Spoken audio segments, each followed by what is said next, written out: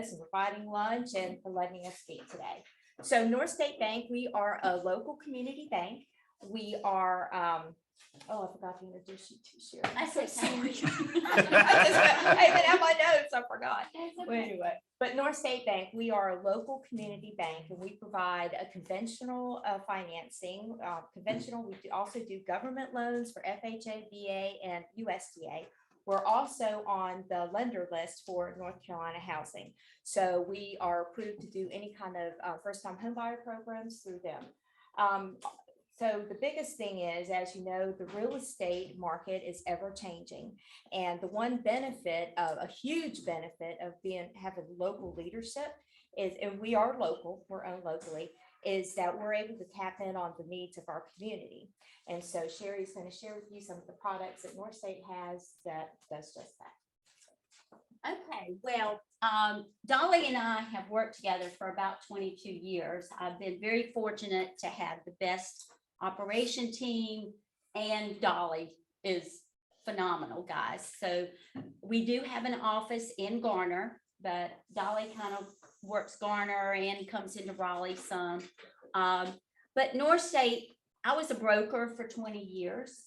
And everything has its pros and cons, and being a broker had many, many advantages, but North State was one of our investors. So being backed by a bank in this environment that we're in now has so many extras because we can portfolio some products. And what that basically means is that we don't have to sell them in the secondary market, which we do sell a lot, but we can portfolio products and the bank controls what the guidelines are. So sometimes we can go outside the box. And trust me, I've been doing this for over 4 decades, longer than most of you are old. And it is we're getting ready to see a different environment. But real estate is always going to be here, guys. It doesn't matter what rates are. That's when lenders become creative. And we can do things a little different than what we've been seeing the last 2 or 3 years. Whereas you list a house, boy, we got a contract. Well, you may not have a contract, but you'll have it sold. And for the buyers, I think we needed this to calm down a little bit because I see, due diligence is back to where it should be. Things are staying on the market a little bit longer, which obviously you've got to educate your sellers now that they do have to straighten up. You can't just have a house and need all this to-do list. So they'll listen to you a little bit more now. But especially second homes, I'm fortunate enough, I know all of us, the American dream is to own a home. Well, even another thing on our bucket list is to have a second home. And I've been blessed enough that I do have a second home. And another advantage is my husband lives there. And I'm here. So it's a double whammy. I do go there. I work in the Wilmington office. We have a presence in Wilmington as well. And I work in that office or at home looking at the water, but I work there on Fridays. And then I come back here on Mondays because I do the base of my business is here, but I have a few realtors down there. So second homes, as you probably know, changed a couple of years or last year. And the reason is because lending used to follow the guidelines of the IRS of what the definition of a second home is. So you were getting owner occupied rates for second homes until people abused it. We're children. When we abuse something, we get those things taken away from us. So now they price second homes in the secondary market like an investment. So there's no reason to lie. The advantage of doing it as an investment property, if it's going to be the same rate, is we can use rental income from the appraisals rent comps to offset the debt. A second home, you've got to qualify for that full debt in your ratios. So North State, when this happened last year, they said, okay, let's come out with a second home because we do have a big presence in Wilmington. And we are in license in 3 states, North Carolina, South Carolina, and Virginia. So there's a lot of lakes, there's mountains, there's all these things that is typically what you consider to be a second home. So they said, let's do a portfolio product where instead of going 5/8% above owner occupied rates, let's only go 1/4%. Now, it does require 20% down, but trust me, if you were doing a second home today and you had to sell it in the outside market, the rate would be off the charts, probably 7 3/4 with a few points if you did above an 80% loan to value. So just keep in mind, it's in your buyer's best interest to put down at least 20% for a second home. And then if, let's just say the rate was 6.5, the rate would be 6 3/4 versus 7 3/4 with 2 points or what have you. So it's a good product. Another big product that I think you're going to see a lot of banks coming out with, or a lot of mortgage companies. Again, if they're selling them to Fannie Mae and Freddie Mac, they do not like adjustables. They feel like that was a big culprit for the downfall, or one of the big culprits. Lenders, of course, was the other. We were blamed for everything, but we did do some crazy stuff back then. If you could sign your name, you could get a loan. But also it was 80/20s and stated income, all the craziness, getting creative. That's what we did, but it also caused the market to crash. Well, hopefully that's not going to happen again, and I'm optimistic it's not. But we have a 7-year and a 10-year portfolio arm that has been our saving grace, especially since these rates still are climbing. It is actually for 10 years. And you think about it, the statistics say that only 3% of people even stay in a house 10 years. And it's even less keeping the same mortgage for 10 years. The only reason I've been able to stay in this business for 4 decades is because people refinance. The average buyer buys 5 houses. I can't even tell you how many I bought, but because of that, it's the circle of life. It's what keeps us all in business. I think April can attest. I mean, you have one customer, you do it right, you're going to get them again, over and over and over again. So if you're talking about today, let's say the rate 7%, our 10-year arm fixed for 10 years now, so it takes out that risk factor, is 5 1/4. We will go to 89.9%. Just, I don't know why they didn't make it even like 90, but we had to do some kind of little twist in there. But just a little over 10%, no PMI, and it's 5 1/4. The 7-year is 5. So that's pretty significant. Plus, it takes that risk factor out. Now, you're going to see a lot of 5-year arms come back out, like the State Employees Credit Union. That's one of it's tough to compete against that. But 5 years is that little cycle that people may not be ready to move in 5 years, but the average buyer is 7. So the 7-year, an arm is like a fixed rate. So those are good products. I think you're going to be you're going to see more and more creative programs like this come out. We do a doctor's program that we portfolio. We'll do 100% for conforming, and then we'll go up to 95% for a jumbo. So being owned by a bank means we can come up with some of these creative programs for your buyers. So it has been, we've been over at North State for 6.5 years. And like I say, I've been doing this for 44. It was the best move I could have made, because their core values are what my core values is, which is all about, I love my realtor partners, but it's really about the buyer. So you want to make sure that your lender has the same values that you do. It makes you look good, because it's all about that. So we get them back over and over and over again. So I don't want to take up any more time. As you can see, I'm the talker. I've already had a networking thing this morning. I'm about to lose my juice here. If we can help in any way, please reach out to Dolly or myself. We'll leave a few things here with our information. But let's do it for 2023. I'm optimistic it's going to be a good year. There are no bad years. There's just some different years. So we just have to know how to ride the wave, as I say. Again, we would love to help you in any way we can. And y'all have good training this afternoon. I thought it was like a continuing ed all day. And I thought, Dolly, we need to bring some chocolate. But an hour is good. So I don't want to take away from Keith's good education here. And again, thank you, April and Keith, and for all of you for listening to us and giving us the opportunity to come in.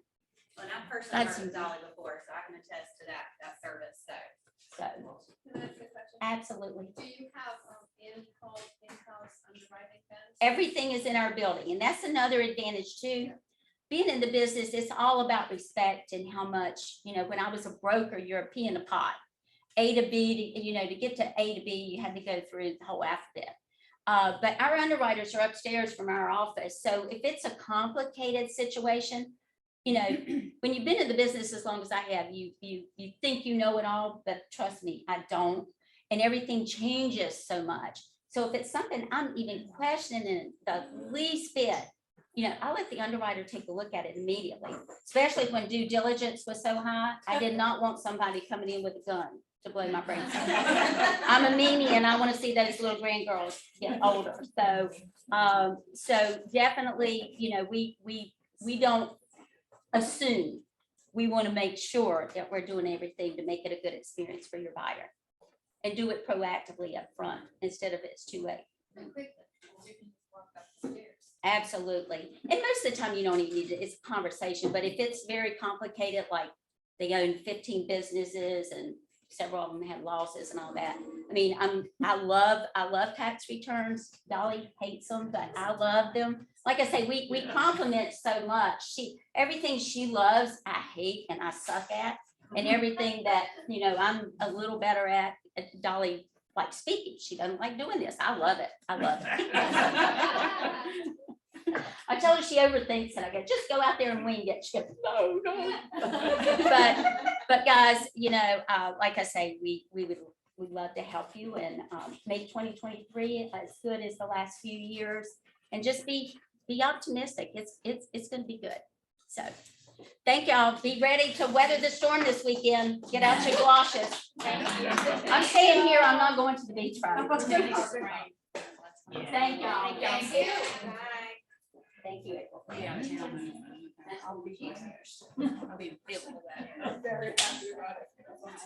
gonna jump in and steal Keith's thunder for a second, just because I want to introduce Pam.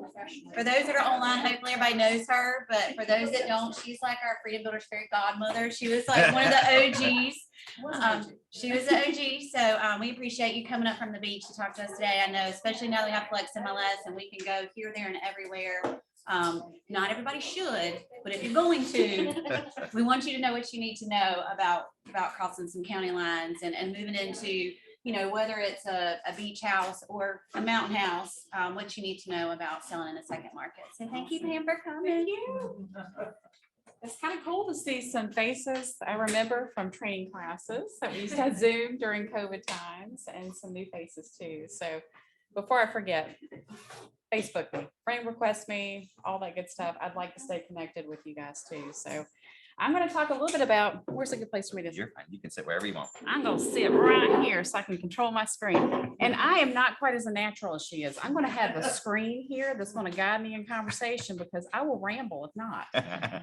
But you'll also see, I have incorporated some photos as we go along, because I think it's fun to talk about the journey of selling beach houses. So everyone you see, I either sold it or someone on my team did too. So it'll be kind of fun. This is figure 8. So this is a good way to kick it off. Beautiful. All right. Quick agenda. I'll spare you on that. I mean, if I'm going to talk, I'm like, I got to do a slide deck. That's just how my mind works. So to tell you a little bit about me, if you don't know anything about my background, I did pharmaceutical sales. I did sales management for about 17 years. It taught me a lot. It taught me about territories. It taught me not to be afraid to drive and go somewhere and earn business and talk to people. I didn't have to be there, but I knew how to talk to people and connect with them, ask really great questions, and kind of change my personality sometimes when I needed to, in a good way, just trying to fit in, right? And try to connect with people and building rapport. So we are going to talk a little bit about sales, because that's the crux of what we do. Got my real estate license in 2012. I was sick and tired of leaving my family every Sunday afternoon or Monday morning, and I wouldn't get back until Thursday. And then I was exhausted.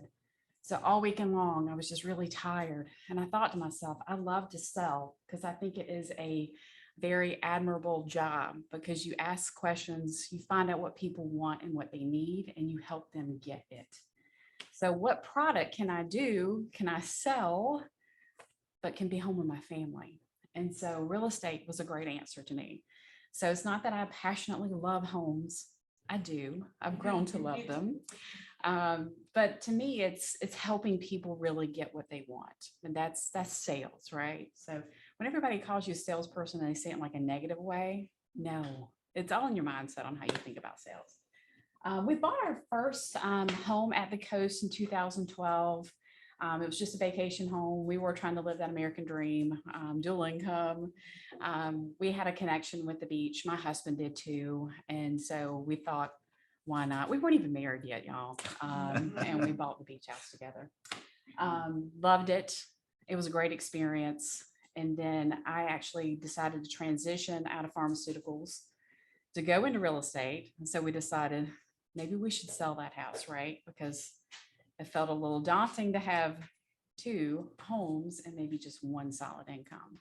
So we sold at the time, and then we later bought in Carolina Beach too, because it was always the dream.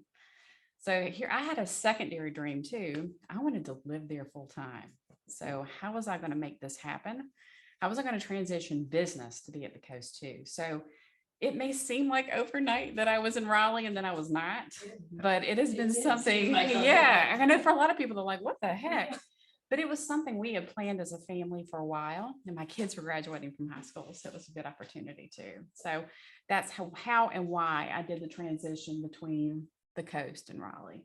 I work with the amazing Tina Call from 2017 to 2021, and that's how I've met a lot of you guys. So, in February of 2021, had a conversation with Tina, and I was like, my heart is really at the coast.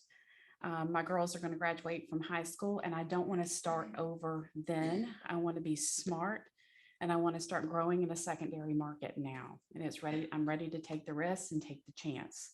So I first thought, what was my brand going to look like? You know, what was going to be my mission? What was going to be my customer avatar? All of those things, right? I tried to plan, so I was ready to go. We'll talk a little bit more about that too.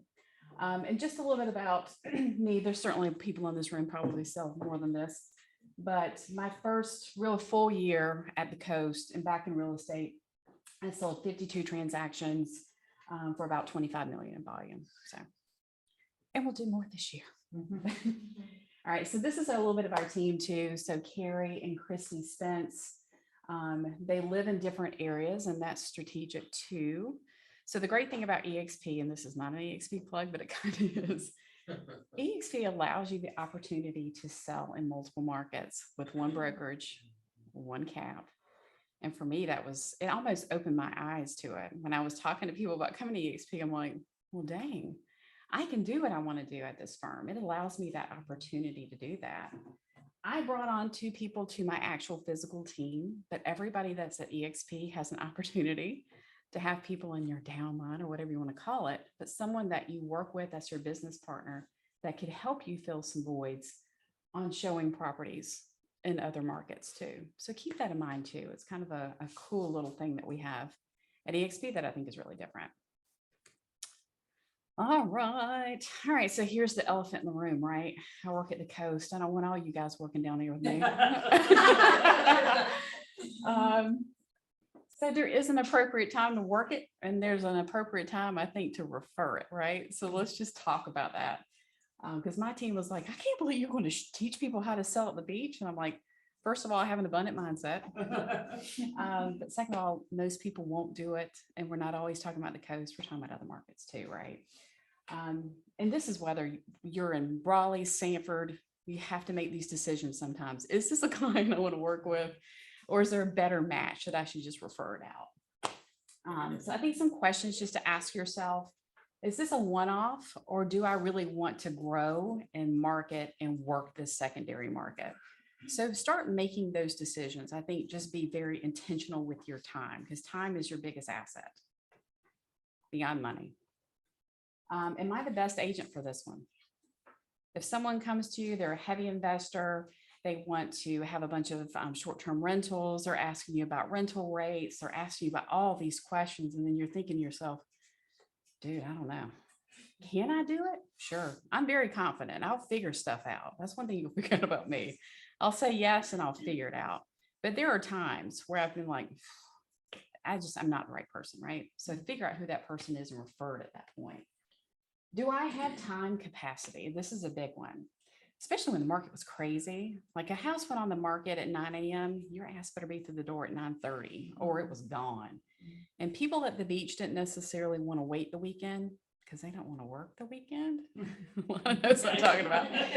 They're like, I got a great offer, came in Friday at 9:30. Looks good to me. Y'all, let's take it and let's wrap this bad boy up. So make sure you have the time capacity to be as reactive as you really need to be too. And that's whether you're on the sell side or the buy side.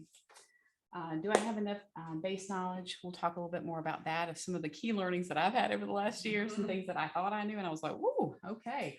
We have to learn those things. And do I have the right resources or know where to find them? And what I might be talking about there too is around vendors. Like, is this going to be a project? I mean, do I have the right connections? Do I know the right property managers, the surveyors, the appraisers? Do I have all of that? Because is this going to be a challenging deal? And it depends on the client, depends on what their goals are too. And y'all interrupt me anytime. I don't want to talk at y'all. If you've got questions, just pop it up there. So what if you decide mentally, so I want to work a secondary market, like I want to grow my business. This is going to be part of my business plan. How do I do that? I'm a nerd. I like spreadsheets. I like data. I like to be organized and I like my information. I want to be smart. I want to seem like and know as much as I can about anything I do. That's always my top one. If you're going to work in a secondary market, learn it, research it, call people, network.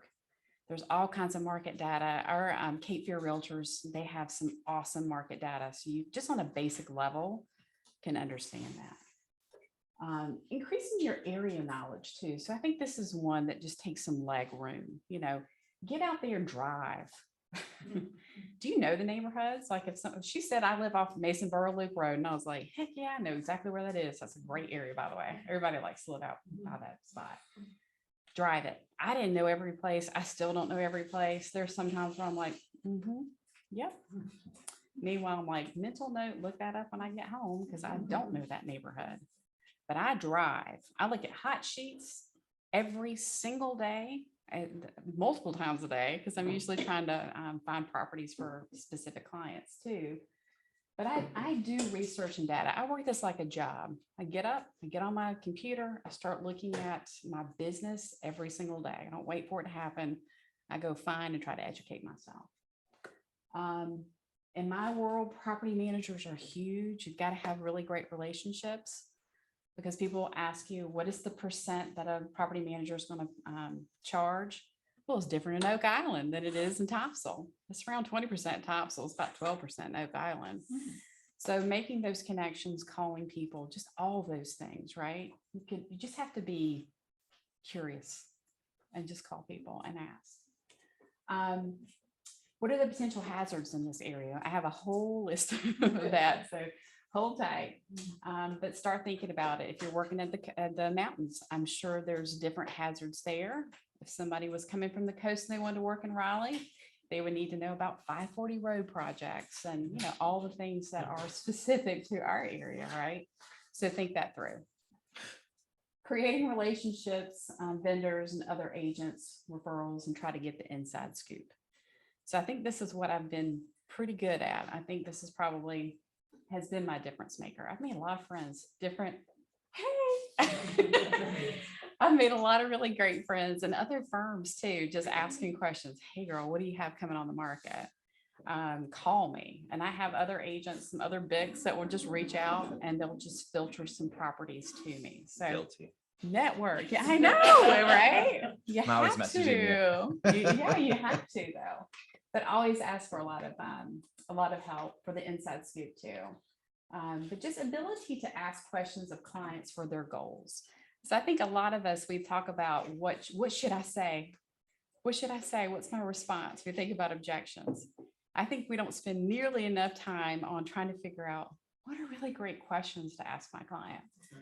Because if I can find out what their goals are, what they're trying to accomplish, what's going to be a hot button for them, then I can identify their motivation, number one, And then I can also figure out what resources am I going to need to work with this client.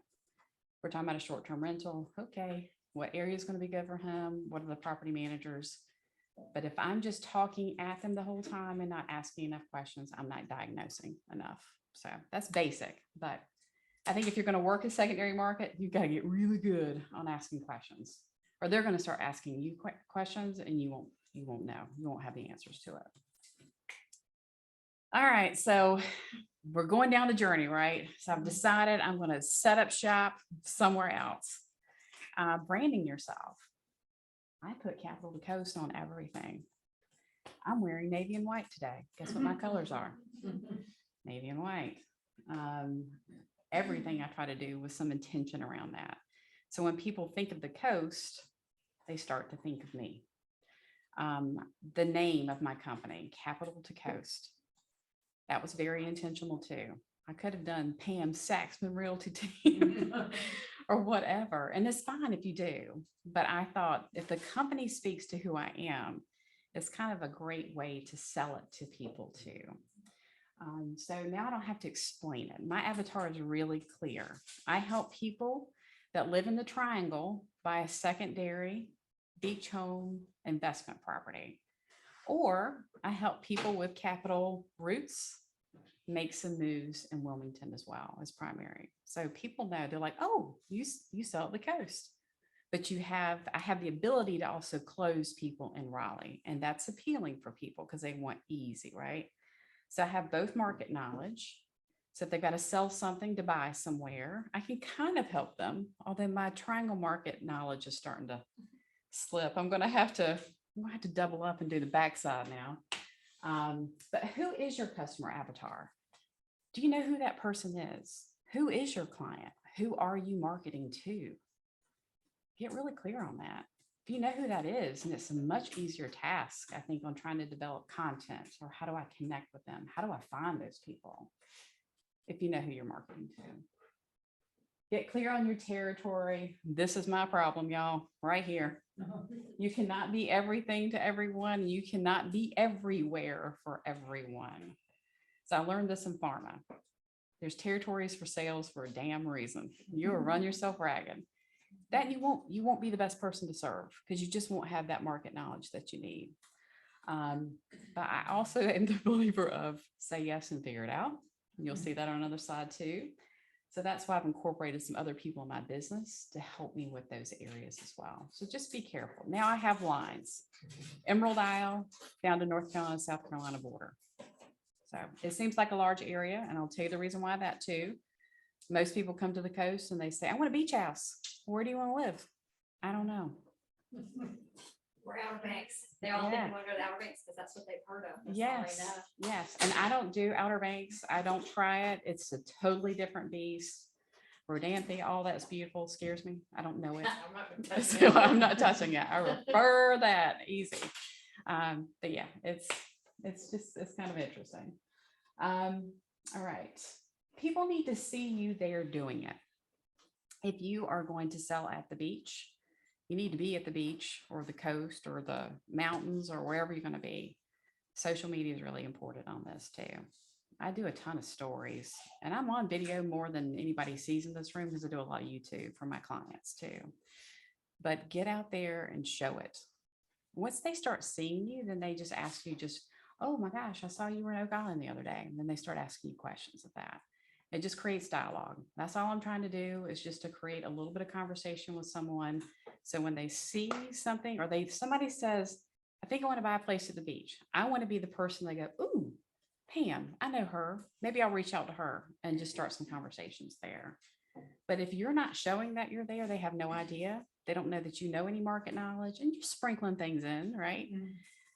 Memes are fine, but it's different than video. If you can get in front of people, they see your personality, they see your face. They're like, she's a real person. She sells there. She seems to know kind of sort of what she's doing.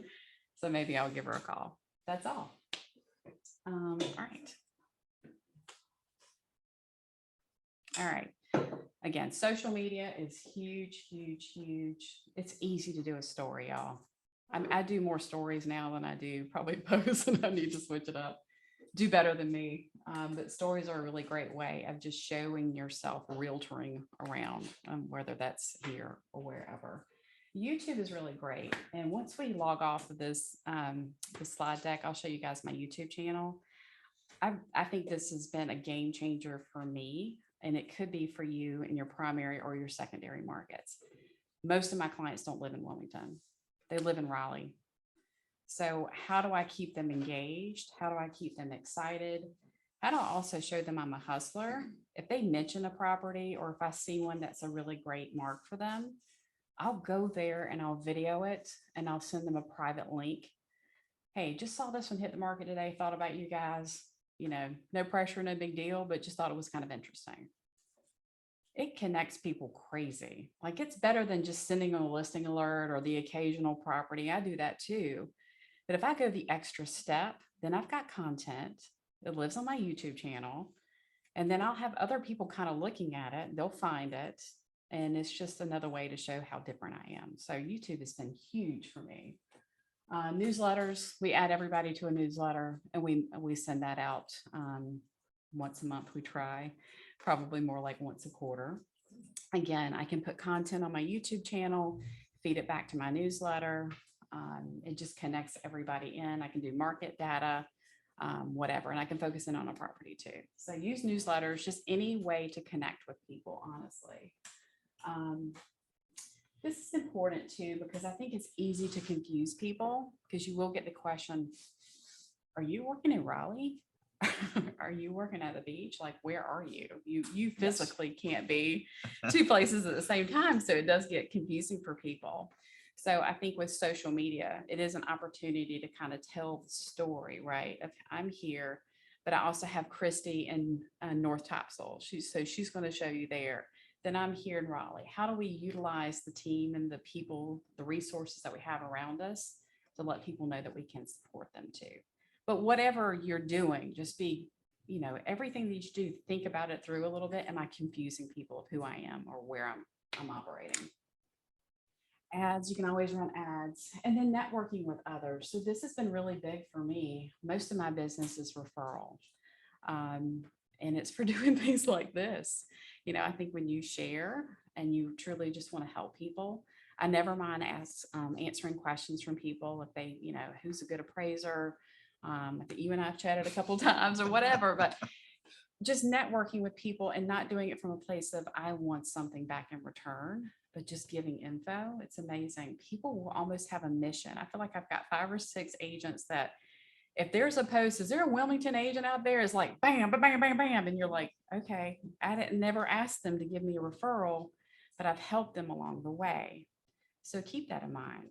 If if you help someone, you give them something back, they will give to you too. So network with people, not with the intent of getting something, but just know that the universe works crazy like that. So if you're working a secondary market, you're asking an agent all the time for questions, try to give them something too. Pay it back a little bit. Because I will tell you a story, because I want to tell you who it is later. There was an agent that, boy, she blew me up.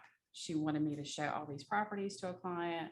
She was asking me market data. She was just all the time. I'm like, girl, am I selling this property for your client, or are you? So again, ask, but do try to remember to give back to people some too. Anyway, because you can have a feeling about it, you're like, Anyway. All right, so trickiness of a second market. So if you're working in the mountains, it's going to be probably something totally different. But if you are thinking of sticking a toe in at the coast, these are some of the fun things that I have spent the last little bit really trying to get my arms around. And I will sit here and say that I don't know everything about everything. I am still learning. I'm still making phone calls. I'm still networking my little butt off all the time to get some of these answers. So some of them have come because of problems that a client has had, not with me, but with a previous agent they wanted to work with. So some good learning factors here. Setback rules, non-conforming lots. If you are going to sell a beach house that is oceanfront, this is a really big one. Just because a house is standing there today, if there is a storm, does not mean that you can build that house back. There's a lot of houses that are sitting in non-conforming lots, means they're already on the dunes, they are already, there's just not enough setback on either sides or the front to build this house back as it stands. In North Topsail, you will see these little slivers and they're selling them for like $130,000. So you can put this little deck up there so you can sit and enjoy your view because they can't build a house. That's what I was gonna ask, are people buying these houses knowing that if a storm comes, they're out of luck? Yes and no. Not all beach agents are very diligent about disclosures. Oh, wow. Scary. And you've That got is condo frightening. complexes in North Topsail that are sandbagged. Yes, you do. Those all those blues, if you see a deal and it's oceanfront, there's a reason. And it's usually because of setback rules for sure. So I've got a client now. He came to me because he found a house. He thought it was awesome, ocean view, great deal, right? Went under contract, put a sizable amount down on due diligence. And during due diligence period is when he found out that if a storm happened, he would have absolutely no ability to build his house back. He was pissed. So he left that agent, came to me, and that was one of his first questions as I'm like, no, before we put you under contract, we're gonna, a lot of these things visually, I know. I walk up and the house is about 3 inches off the sand dune. I'm like, red flag. So I asked him to send me the property. Should have been some red flags there, but I don't know the situation. But that's a big one. If it's ocean, anything Surf City, North Topsail, parts of Topsail, Oak Island, Ocean Isle, almost every bit of our beach has some lots that they look like a really great deal, but it can be a serious problem. And some people are okay with that. If it's a great enough deal and there's rental potential and they're like, we're going to roll the dice and go for it. It just, again, it goes back to asking those questions about their risk, threshold. If they're okay with that, that's on them. But I want to I'm educate curious them. because with the 540, Yeah. we've had people who we disclosed for years, this is literally going to be in your backyard taking up, like there's a highway and they're buying it anyway. And I'm like, God, crazy. Like Yeah. I just wouldn't. So that's why I was asking. I wouldn't either, but for some people, again, if Depends on typically an oceanfront house is, $1.5 million, and then this one is really great and it's 600,000 and it's generating income, and you might go, the earth takes away, sometimes it gives it back. They're willing to roll the dice though, but our job is to disclose and to give them that opportunity to make that decision. It was a shame on that agent for not. What about insurance? Are you able to get it fully insured? If the ocean rights go away, are you able to basically get your money back? No, not always. So they're going to find out that it's non-conforming too. So you can get some coverage, but you're not going to get 100% coverage back on it. No. That complex that we were talking about in North Topsail, I know you said the blue ones, that's the one I'm thinking too. That they started out in like probably 2 years ago, you get a 2-bedroom condo there for 80,000, but it's sandbagged. Like that building, when it falls into the ocean, you're not going to be able to get your money back out of that. So people that are buying it right now are buying it knowing that it could go in at any time. And it's up to patios are literally on the ocean. Yes. I've looked at some of those. I Yeah, looked at but the they're- pictures Yeah. of them, yeah, like, but now they're not 200. just- Yeah. Now they're 200. Yeah. And it's like, it is sandbagged. There is no beach. The ocean is under the building. I love the pool. The pool is like, it's empty and it's cracked and half of it's falling off the front. But people buy them. They're great inside. And maybe for a couple of years, you're fine. You just never know, right? But we If can you have can a get 2 years storm rental capacity out of it, will that pay for and it? you enjoyed it. Maybe, I don't know. I don't know about that. That's your I think decision I'm a to little make, more I conservative guess. than that. For sure. All right, so let's talk a little bit about short-term rentals. And this one is a super hot button for me right now. Property management. I see a lot in Oak Island.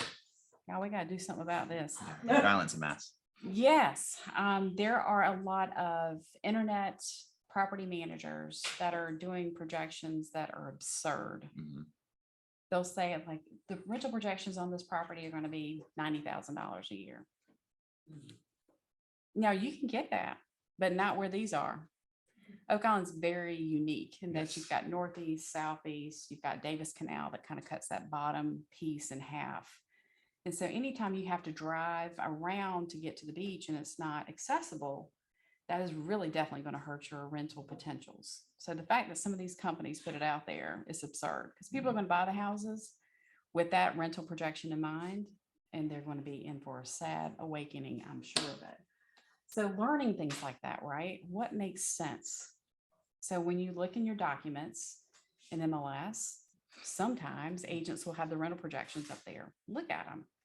Do they make sense? Is it a local company or is it just a, Vacasa? Vacasa's fine. I actually use them as a baseline because they're kind of middle of the road, but I trip vacations. I need to have a talk with them. But anyway, buffer zone. So this is kind of interesting. Wilmington used to have a buffer zone. You cannot have two short-term rentals really essentially next door. There had to be a 400-foot buffer between the two. So you could go on this cool little map and it would show you like a little heat map. Here's all the registered STRs and you can kind of figure out where you are. It was just recently a lawsuit though, that said that those were illegal.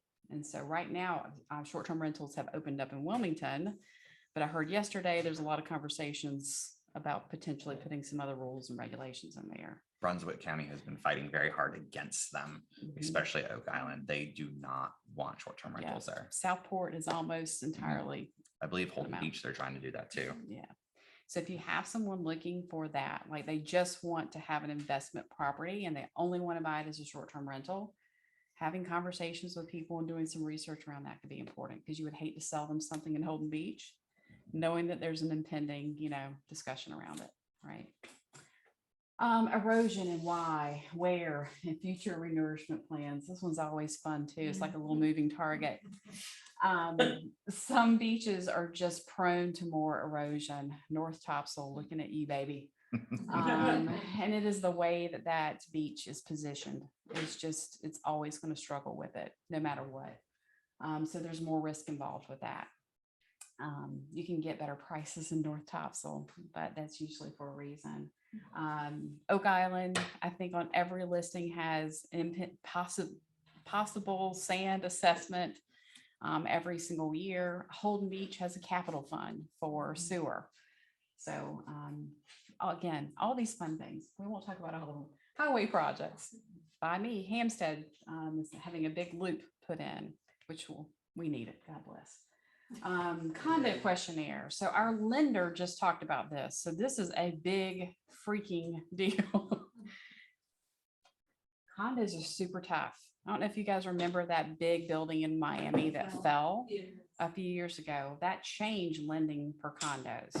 Now safety is a bigger deal than it ever has been. So if you have an old condo building that they haven't been keeping up with repairs, it could be a bear to get it through on the lending side. And also if you're using a out-of-state, non-local bank, like a Loan Depot or something like that. I had a client that was just insistent. I was like, girl, I think it's going to get rejected. And it did. Well, we got it closed. That, and you got to know what's going on with that condo complex too. St. Regis and North Topsail has been under a lawsuit for repairs from a hurricane several years ago. And since they have a pending lawsuit, you can't lend on it. Or if you do find a lender that'll lend on it, you got to go through a lot of hoops to figure out what that possible assessment's going to be. Yeah, a lot of the condo complexes down there. Local lender, someone that knows the beach, knows how to appropriately fill out those condo questionnaires and really understands that market can help you get through. So go local for sure. You can usually get it done. And I just am really straight up with my clients. If they're looking at condos, it's an older one. It's not that they're a bad purchase, but we've just got to be smart and wasting time on going with somebody that's kind of a big house.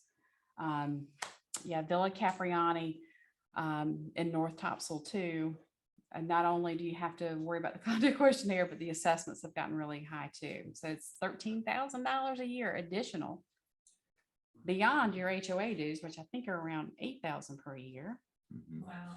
And some of those HOA dues are calculated based on the percentage of square footage you own versus it being a set fee for each condo. So if you have, a 2,000 square foot condo versus somebody who has 800 square foot condo, your HOA fees are going to be different. And we're not used to that here. Yeah. And your location of the building matters Yes. too. So it's a lot of questions around all of that stuff. So condos are interesting. So get their info if you want to sell something, a condo. Really knowing an area, every spot, mountains I know are the same way. There's some little hazards. Oak Island's a very interesting example for me. Again, you've got northeast, southeast, you've got the east, west. East is always more desirable than the west because there's a little bit more action on the east side and it's closer to Southport. My experience, people tend to ask me about east properties. Then you've got the north and the south. You've got a major road that goes through the north side. You would have to drive to get to the beach. And then you also, again, have this little canal that runs through. So even on that bottom section, it cuts it in half. So it's harder to kind of navigate. So just people have to be aware because they'll see something and they'll go, ooh, that's so pretty. I'm like, it's pretty. With It's what Oak they can make Island, it's together. really easy to see because all the streets are numbered. Yes. If you're on the east side of the island, you know that your price is going to be lower because you're further from the beach. West. West side, Yeah. sorry. Oh, you're good. Flood insurance, everybody gets that's always a question. What's the flood insurance? Flood insurance is not normally all that bad. It's the wind and hail. Yeah. That's the one that kicks people. So, I mean, it varies per property proximity. So example would be like flood insurance, maybe 1,500 and your wind and hail is 4,000 per year. So if people are doing budgets and they're, looking at this from an investment standpoint, they need to start looking into wind and hail, or at least be aware of it. Cause that's always a bomb I hate to drop on people. You're like, yeah, $500 a month extra just in insurance. But it's certainly needed. There's also wind-driven rain insurance. Can you talk a second about the, was it the Cobra areas that can't get federal insurance versus, and what the options are for those purchases? Yeah, so there are some options for them. I think Lloyd's of London is another company that will insure on those properties. Go talk to a local agent that knows some of those options that are more of a broker. SFI in North Topsail, which is an area that really struggles a lot with that. Got some really great brokers in that area. They can get you coverage, and sometimes it's not nearly as terrible as you think it's going to. But there are some properties there that are $25,000 a year in flood insurance too. So every property is very unique. So when I'm looking at something for a client, I hope the agent has insurance documents loaded in on MLS docs. Most of them don't though, right? It's probably 90% that have an RPD and an MOG, and I'm like, all right, y'all, I need a little more info than this. So you have to call and ask, like, what is this person paying today? And then I could potentially shop it around with some of these more local people. And then I've got a great insurance guy, Tim Royal. He lives in Raleigh, but he has a property at Sunset Beach too. So he's really great with that area. So I can call and talk to him. He'll run mock scenarios for me if I'm having an agent that's just not very responsive, and he'll give me quotes. So having the offers, what is, how much, because there's so much due diligence, I guess, that goes behind it, if you just have the RPD and MOG. Like, how does that work when you were having probably multiple offers with the way the market was? Like, did you have time to do any of this? Were you just putting money out, hoping like, I know you know it better, but just thinking how agents know it. super tough when things were moving really fast. And hopefully with clients, you were pacing them as you went along, right? And you could almost make some projections. I hate to say that because I'm definitely not an insurance person, but just a little bit of market knowledge, you can say, this is what I suspect it's going to be. And hopefully I can get that agent on the phone to at least give me a ballpark on what they're paying in insurance. Looking over that RPD and knowing that area too. Am I standing in a spot that I'm worried about non-conforming lot lines and all these other things? So dude, there's just the positive about selling at the coast is that everybody's really nice. And if you can get them on the phone, they'll word vomit everything they know. And you're like, If you can get them to pick up. Yeah, but beach time is a real thing. And it's, they're just, sometimes that sense of urgency is just not there. Yeah. And you're like, so I've tried to bring my Raleigh mindset to my coastal market. And I think that can be a positive for people selling in a secondary market too. You know what to ask for, right? And there's some agents that are just lazy. So I'm glad due diligence is coming down. Slows it down. We can do some more homework. We can do spreadsheets and make sure it's good investments, all those good things. CAMA, this is Coastal Area Management Act. It is an organization on the coast that will tell you if you can put a dock in, if you can build in the wetlands and all this other stuff. Just because the next door neighbor has a dock does not necessarily mean that you're going to be allowed to have a dock. And then I just recently found out there's a whole section of Oak Island that you can't put boat lifts in because there's some fisheries there and they have determined it. And so you can put a little dock in, but you can't put a lift in. So I have all the field reps for CAMA. So they're really great about answering questions like that. But anyway, that's a whole nother thing. Not everyone loves Raleigh agents. So something else I've learned in secondary markets. So I have a 919 telephone number, which I think I'm going to get a 910 because, oh, you're from Raleigh? Do you know this area? The passive aggressive comments I have had are just astounding. So in my signature of my email, I have the Wilmington EXP address and I have the Raleigh one too. And usually when I'm submitting an offer, I will say, you may see my 919 telephone number, but I very much live here in Wilmington.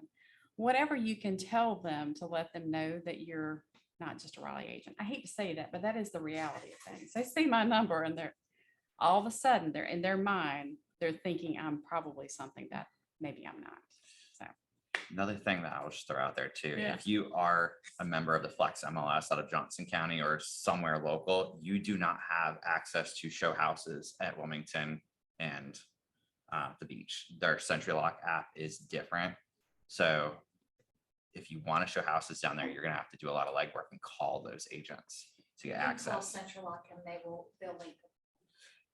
So Brunswick County and Wilmington, they are actually requiring you to be a secondary member of that association to get access.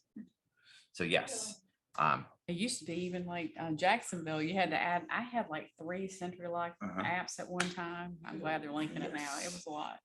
even to syndicate those beach listings, you have to be a member of that MLS and pay an additional syndication fee. I was talking about for showings.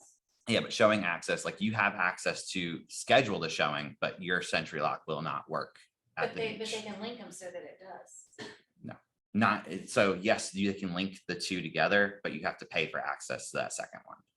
I pay, so I Yeah, don't, so so same. I'm assuming, but I can But choose we now have- on my Century Lock. You Yeah. can now get 1-day codes though, which when we had Supra at the beach, I love Supra. I thought Supra hated was the them, bomb. hated it. I don't know why. I just love the sound. All right, 2 more things. So military bases. I mean, we've got a ton of them in our state anyway, and there's certainly some at the coast too. Just there's extra air noise disclosures and things like that that you just have to be aware of, like if you're selling an Emerald Isle and that type of thing too. And then inspection items can be really unique. So just when you think you've got the house and maybe the area figured out, inspection items, air conditioning units, I was on a roof yesterday looking at one, it was 5 years old. That damn thing looked like it was 20 years old. It was awful looking, rust. And if you're facing the ocean at all, just that sea spray, just all the Corrosion. screws and things around the decks are just, they really look terrible. So making connections with a really great inspector down there that can walk you through a home. And then contractors are great too, because they'll help you put things in perspective. I had a house, it looked awful. We got a great deal on it. It was 1 row back from the ocean and it looked terrible. It looked like it was going to, like the decks looked like they were all corroded. Y'all, they just popped those things out, put some new bolts in. It was like a couple $1,000. It was no big deal. Looked terrible though. Most people would have been like, I don't know if this is the house for you, but anyway, we worked through it. I talk a lot, sorry. All right, I could send Keith this spreadsheet to this slide deck, just with a couple little links that I thought have been really helpful for me. One is Kelly, the old admin at Call Group. She had this great site. So if you go onto it, it'll tell you all the tax records, your register of deeds, all of that is in one spot. So if you're working multiple counties, it's a great thing to just keep on your computer so you can flick on and grab all that information. GIS. Y'all, the maps help. They really tell you about your flood zones and everything else that are going in there too. So I add layers all the time. I'm talking about due diligence. Anything I can do to kind of get an idea that there's potentially a problem, just looking for red flags, I'll load it up there too. CRS tax. Somebody asked me about a coastal property this week and they were agent in Raleigh. I think you guys may have access to it. Maybe you don't with different counties. But you can look up and see, you know, sales history, what the You may have to mortgages on change this the property. county, but you should have You access to should it. be able to do that. But I think this site's great no matter what you do. So just know that resources in Paragon. It's also in Flex too. Flood risk. So there's FEMA. You can always go on there, put the address in, and it'll show you if you're in VE, AEX, all this alphabet soup. But flood risk is an additional site that you can go on. Has a little bit more layman's terms. I think this is probably a good one to send to a client that may be a little more nervous around flood zones.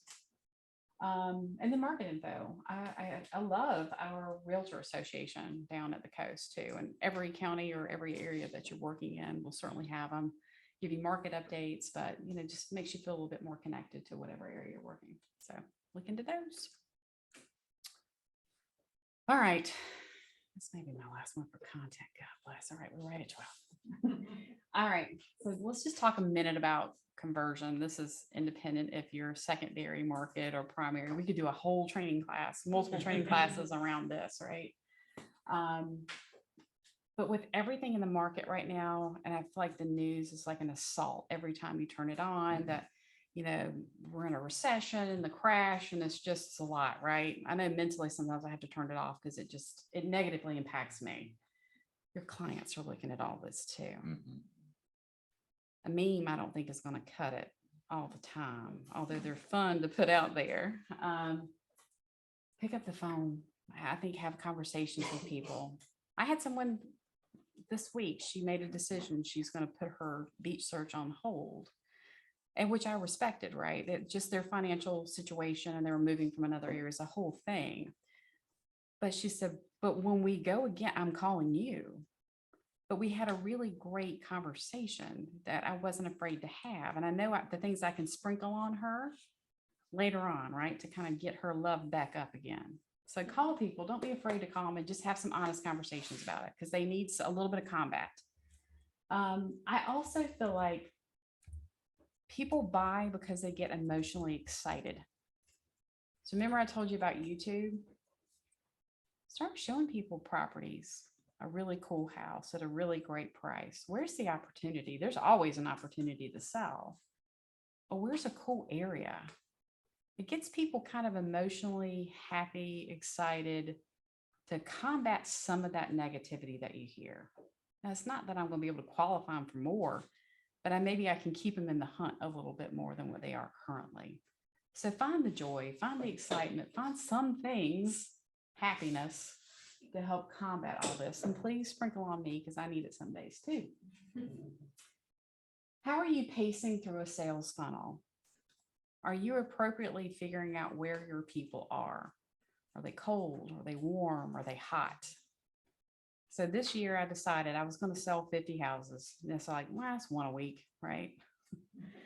So I have a clipboard around here. It's kind of, I mean, it's not techie, but I can know where my people are. I know where my warm folks are, and I know where my hot are.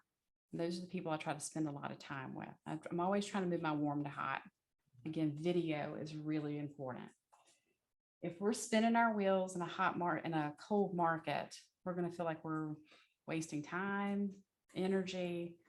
We might be spending time with people that we don't need to spend time with. So I think we got to work smarter and probably a little harder, but work smarter is my 10 cents. Yeah, how are you connecting them with the market? Show them stuff, show them fun things. Be a good sounding board. Understanding their motivation. Are you more motivated than they are to sell them a beach house or whatever? Again, continually checking in with them to see where they are, asking really great questions. Again, it's less about what you have to say. It's more about engaging them in conversation, like real conversations. We have a question someone's asking Ooh. if there's an IMAP equivalent for the beach. Diane. Hey, Diane. Yes. So Diane, I know you. So I'll send you the slide deck. Certain counties do, like there's one for Onslow and there's one for Pender. There's actually a great one that has a tab. So you just go in, it's GIS. They look a little bit different, but there's one site that kind of has them marketed together there too. She wanted to see if there's a GIS, like if there's one for Wake County. Is there one, or do you have to go to individual counties? Most counties will sponsor them on their county sites and you can go, and then they have their layers. They just look a little bit different, same content. Oh, I they knew just that, look a little yeah. different. Yeah. I was wondering There- if there is one. I think there's one that is statewide, like, Yeah. that's one, but, and is that what she's asking? She's, well, So sorry to jump in. hey, Diane. Hi, Pam. I'm not on camera. I'm not camera pretty right now. Come on, girl. Put that camera up. Now, anyway, my question is, there's an IMAP app that you can download onto your phone and easily and quickly locate property boundaries and all the details. My question is there something equivalent in Brunswick County, Hanover County? Do they have something like an IMAP that Wake County has? You know what? That's a great question. And I'm not aware of one, but I need to look into Okay. that. The Brunswick County GIS is very archaic. I don't think that they have an app, and it is very hard to navigate. I would say it's very similar to like Granville County. Yeah. Like it's just they're not there yet. That Wake County IMAP, y'all. If y'all don't have it as an app on your phone, download it today. That thing is the bomb. You're right. That's a good question. I'll look into it though, Diane. I hadn't really thought about doing an app search on that, but I'll look. Thank you. Love you. All right. So tips from me. I think this is my last one besides my, you follow me kind of stuff.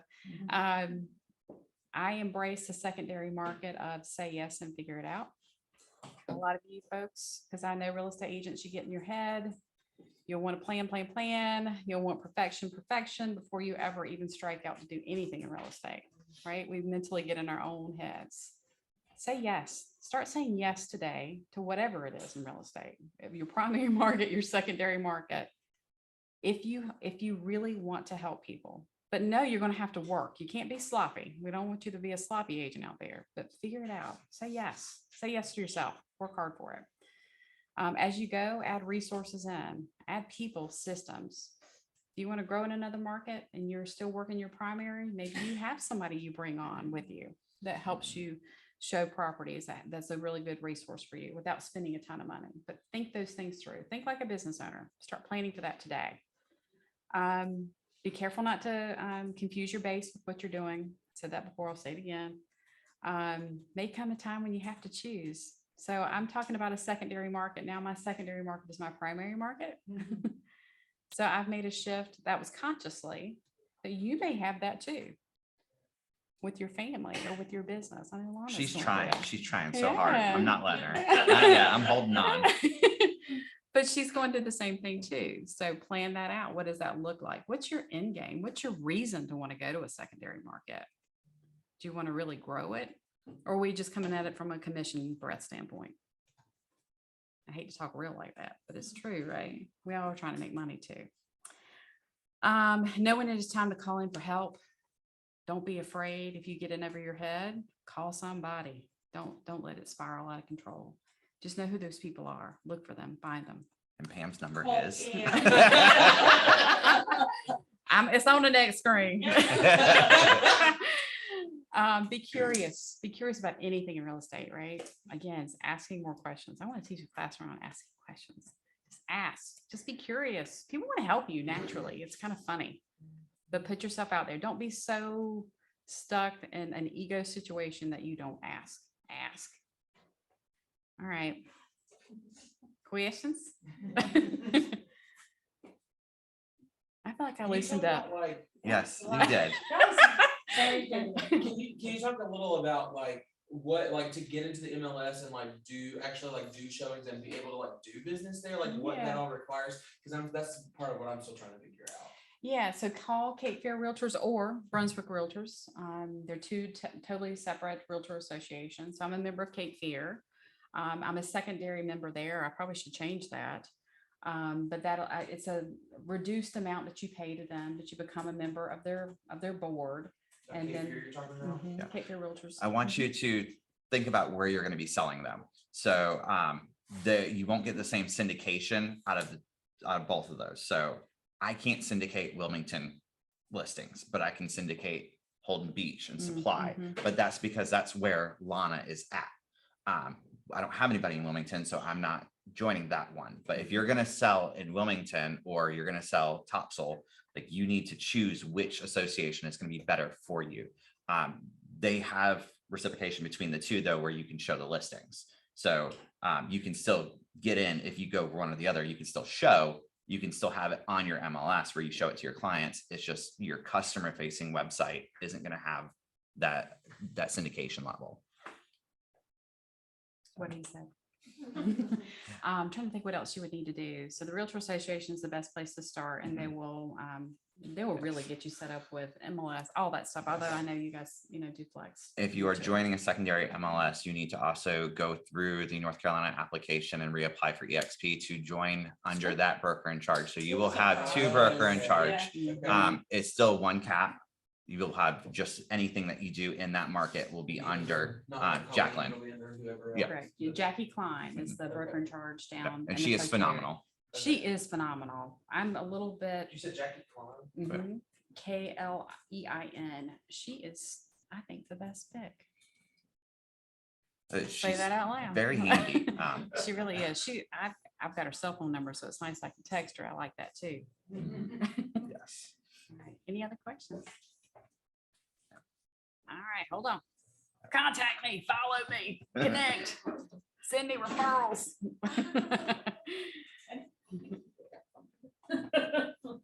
All right, so that's my KD4 website. I've got another one for Legion. I do have a Capital to Coast Facebook and Instagram. Terrible about posting on them though, so you'll probably see me more on my personal page. So friend me there. Would love to connect with all of you guys. And that's it. That's all she got. Thank you. Thank you.